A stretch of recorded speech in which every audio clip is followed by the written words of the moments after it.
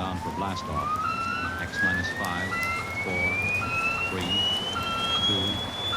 X minus 1, fire.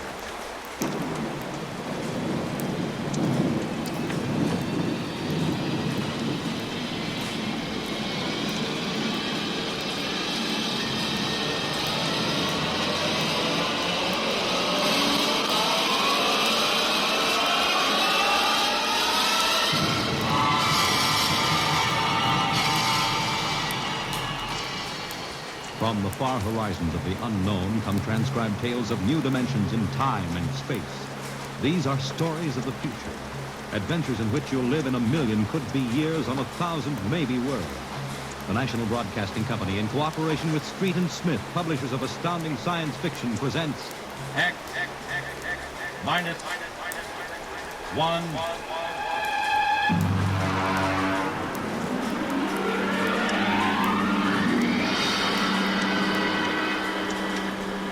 Tonight's story, Ray Bradbury's tale, The VELDT.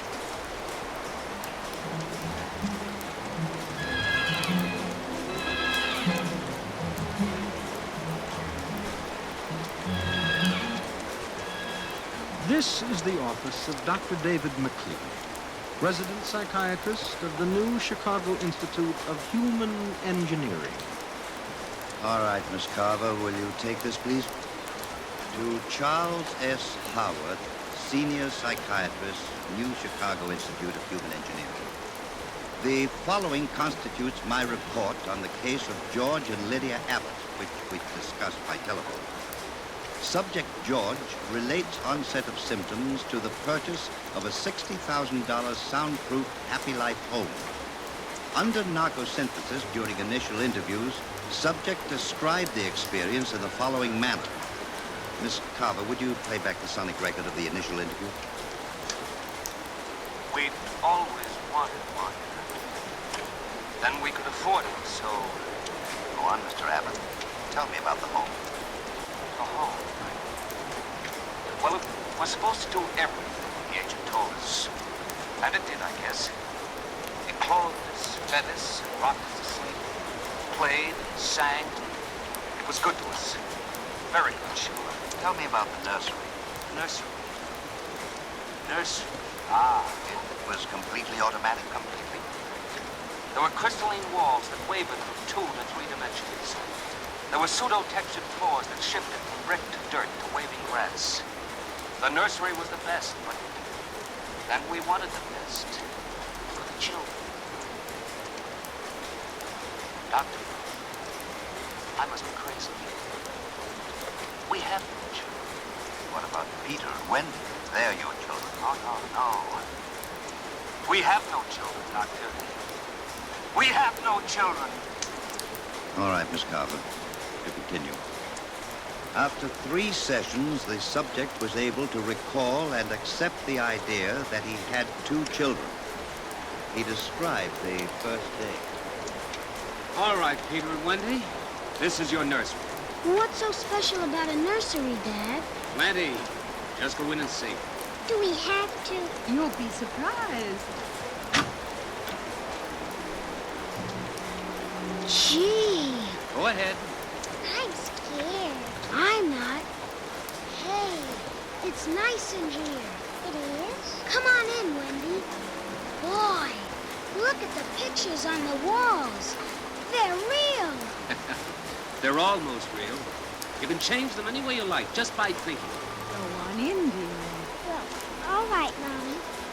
Hey, Wendy, look what I can do with the pictures. That's the White Rabbit from Alice in Wonderland. Sure. I just thought about it, and there it was. Let me try. Peter, let me try. Well, go ahead. Just think. How about Wizard and Oz? I want to see Wizard and Oz. Well, there we are. Oh, they like it. Why shouldn't they? All I have to do is think, and they've got whatever they want in 3 dimensions. Color, sound, and smell. Oh, it's nice that we can give them all these advantages. Sure. What else are we working for, huh? Well, what do you want to do this evening? Well, the Petersons asked us over for bridge, but if you... We don't have to worry about the kids. They'll be all right in the nursery. Come on, Lydia. We deserve a night out.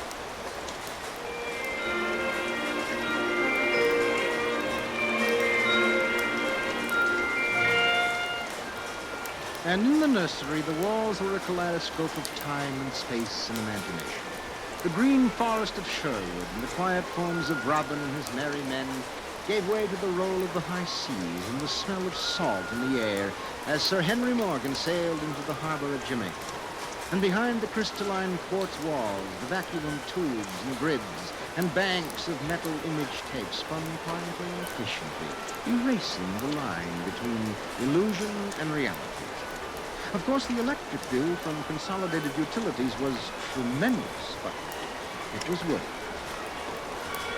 The happy life home breathed contentedly as life proceeded with soft automaticity as guaranteed in the brochure in full of snow. George. George, I wish you'd look at the nursery. What's wrong with it? I don't know. I was in the nursery last week. It's perfectly all right. It's different now. What do you mean, different? I want you to come and see. Are the kids there? No. Madge Allen took them to a show along with her kids. That's why I want you to look at it now, before they get back. Oh, all right. What you expect me to do, I don't know. I'm no mechanic. This isn't a question of a leaky faucet, George. All right, dear. I'm coming.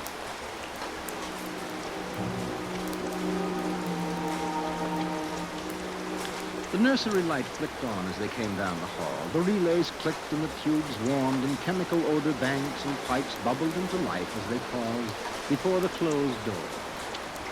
Go ahead, George. Open it.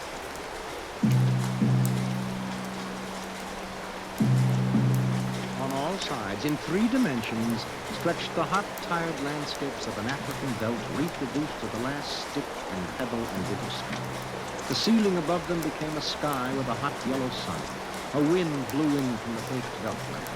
The hot straw smell of lion grass. The cool green smell of the hidden waterhole. The great rusty smell of animals. The howl of the jackal in the distance. And the papery rustling of the great vultures that wheeled and circled under the yellow burning sun. Let's get out of this sun. It's a little too real.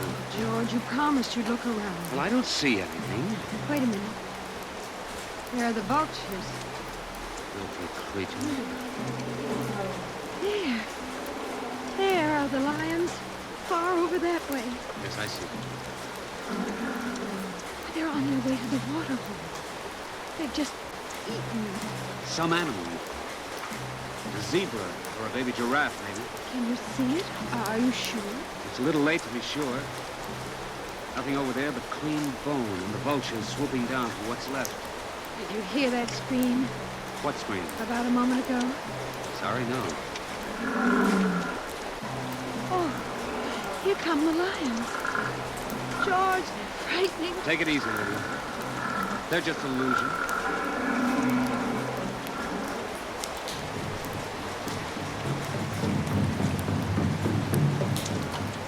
The lions were 15 feet away. So real, so startlingly real, you could feel the prickling fur on your hand, and your mouth was stuffed with the dusty upholstery smell of their heated pellets. And the yellow of them was in your eyes like the yellow of an exquisite tapestry. The yellows of lions and summer grass, and the sound of the matted lion lungs exhaling on the silent noontide, and the smell of meat from the panting, dripping mouth. George, I'm afraid they're so real. They're only an illusion, Lydia, that's all. Watch out!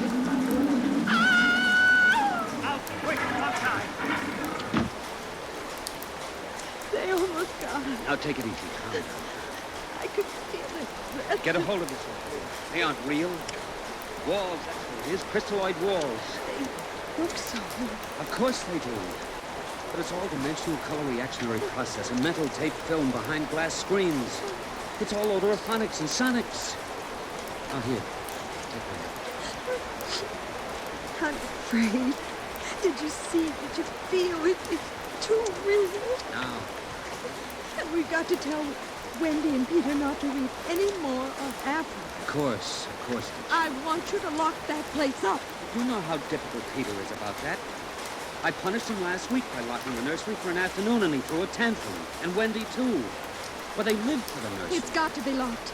That's all there is to it. You've been working too hard, Lydia. You need a rest. I don't know. Maybe I don't have enough to do. I have too much time to think. All I do is set the menu selector dials at the beginning of the week. But that's the whole idea. The house is automatic. I know, but couldn't we turn it off for about a week and take a vacation? You mean you want to fry eggs for me? And darn socks. I feel like I don't belong here. The house is wife and mother and maid. How can I compete with the African beavers? George, those lions can't get out of here. Of course not, dear. Now don't think about it anymore.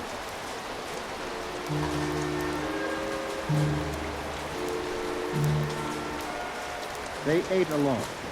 He sat idly watching the dining room table produce warm dishes of food from its mechanical interior. You forgot the ketchup. That's better. It wouldn't hurt to lock the children out of the nursery for a while. It was clear that they had been spending too much time in Africa. The sun, he could feel it on his neck still like a hot paw. And a lion, and the smell of blood. Remarkable how the nursery caught the telepathic emanations of the children's minds and created a life to fulfill their desires. The children fought zebras, and there was zebras. Sun, sun. Giraffes, giraffes. Death, and death. They were so young. But long before you knew what death was, you were wishing it on someone else.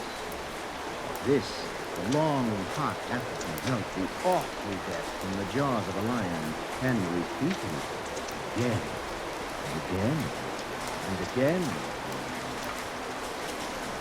The children came home dutifully at 8:30. Hi, Mom. Hi, Pop. You want something to eat, dear? We're just having dessert. We're full of strawberry ice cream. We'll just sit and watch. Sure. Peter, tell us about the nursery. The nursery? All about Africa and everything. I don't understand. Well, your mother and I were just traveling through Africa with Rod and Riley. There's no Africa in the nursery. Oh, come now, Peter. We know better. I don't remember any Africa. Do you, Win? Go run and see, huh? Sure, I'll be right back. Wendy, come back here. Wendy! Oh, she'll be right back, Pop. She doesn't have to. I've seen it. Come on. Sure, Pop. But Wendy will tell us. Open the door. See, Daddy? It's not Africa. It's Florida. Like in Bambi. There go the deer. See? It isn't Africa. I see it isn't. Go to bed. But it isn't 9 o'clock. You heard me. Go to bed. Okay. Good night, Mom. Good night, Pop. Good night. Good night, dear. I'll be right in. Wait a minute, Lydia. Look at this. What is it? This is the corner where the lions were, isn't it? What is that you picked up? Old Wallaby Mountain. There's a smell of hot grass on it. The smell of a lion. It's wet with saliva. It's been chewed. George. Those smears of blood. Come on out. Now let's go to bed.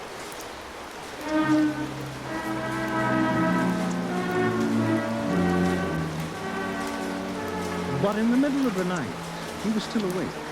And he knew his wife was awake. George, how did your wallet get in the nursery? Wendy must have changed the walls from the African VELDT. I'm going to keep it locked. Maybe it isn't good for the children. My father used to say children are like carpets. They should be stepped on occasionally. We've never lifted a hand. They're spoiled and we're spoiled. I think I'll have Dr. McLean come tomorrow morning and have a look at Africa. But it isn't Africa now. It's Florida and Bambi. I have a feeling it'll be Africa again before then.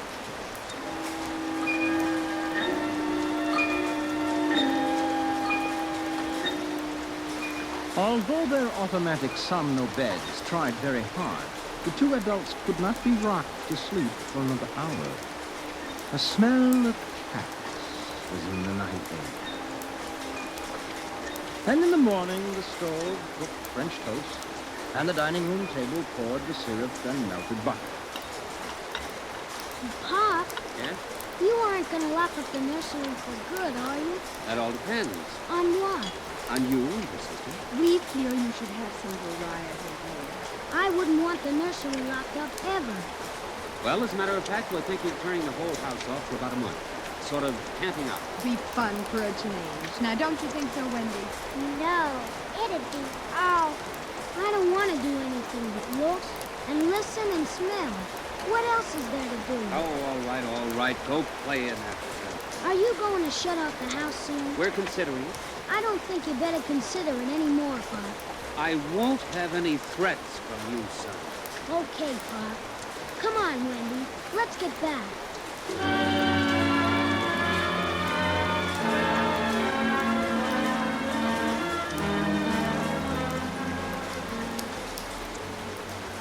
After breakfast, Dr. David McLean arrived. I saw the nursery last year, George. It looked all right to me. You didn't notice anything unusual? No. Catherine showed the usual violence, a tendency towards slight paranoia. All children feel persecuted by their parents. It's perfectly normal. There it is. Suppose we take a look at it now.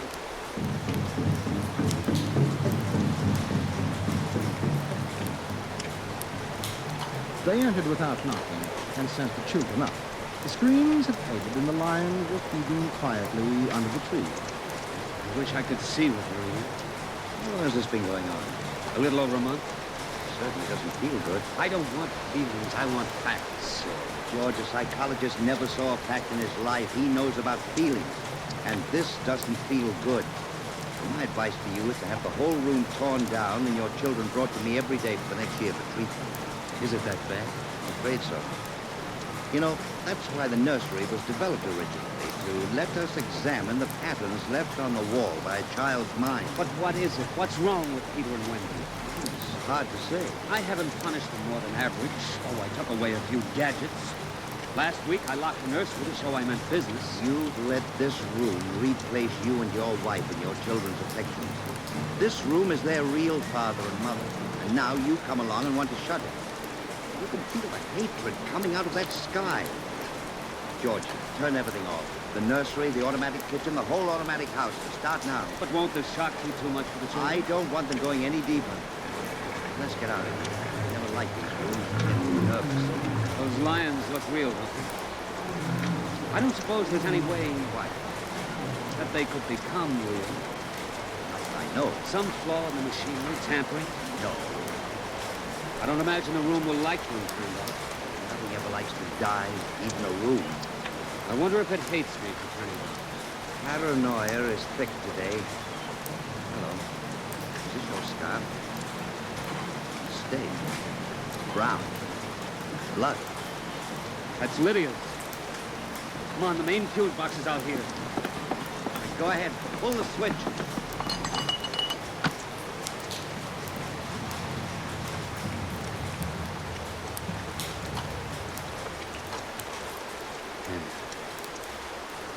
It's off.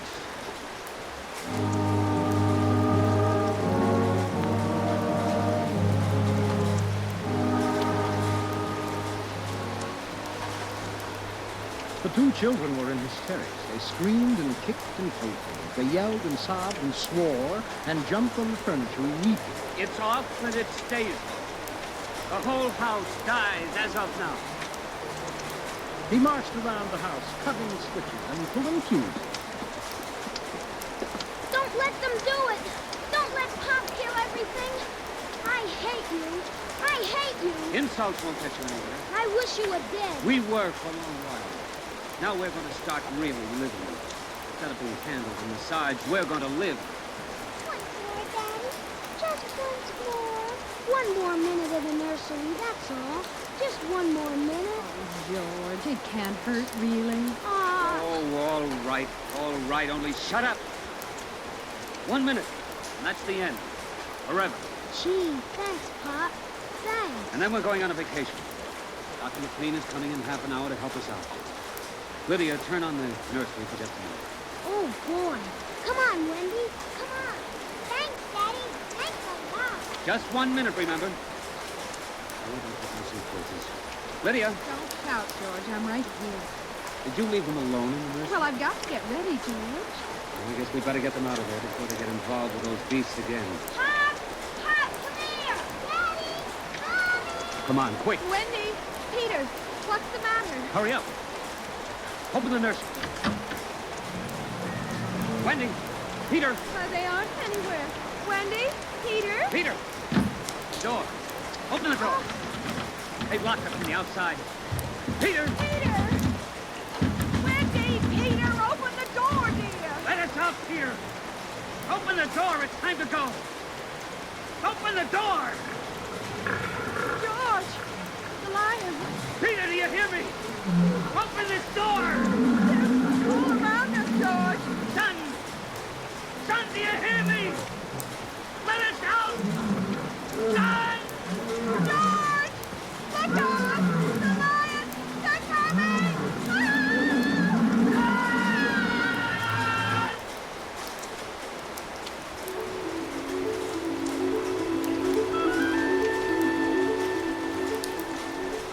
When Dr. David McLean came, half hour later, he found the two children in the nursery sitting in the center of the open glade eating a picnic lunch.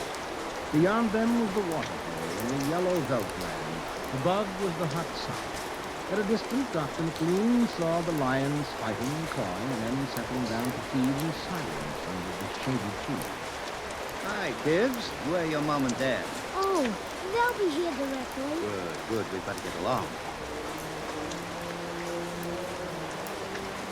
He squinted at the lions with his hands up to his eyes. Now they were done feeding and they moved to the waterfall to drink. A shadow flickered as the vultures dropped down from the blazing sky to finish what the lions left. Please, Dr. McLean, Huh? What? have a cup of tea?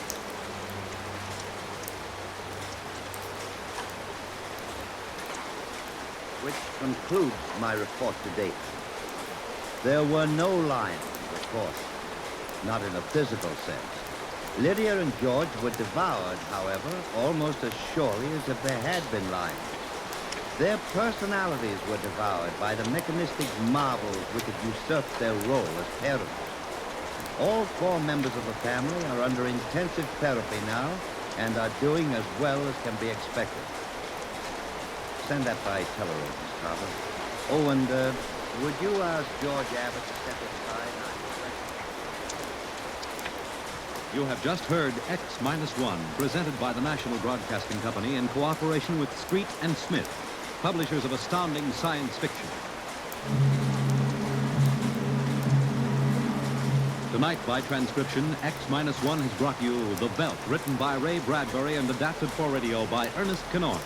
Featured in the cast were Mary Patton, Bill Quinn, David Pfeffer, Beverly Lunsford, Charles Penman, and John Larkin. Your announcer, Fred Cobb. X-1 was directed by Dan Sutter and is an NBC Radio Network production.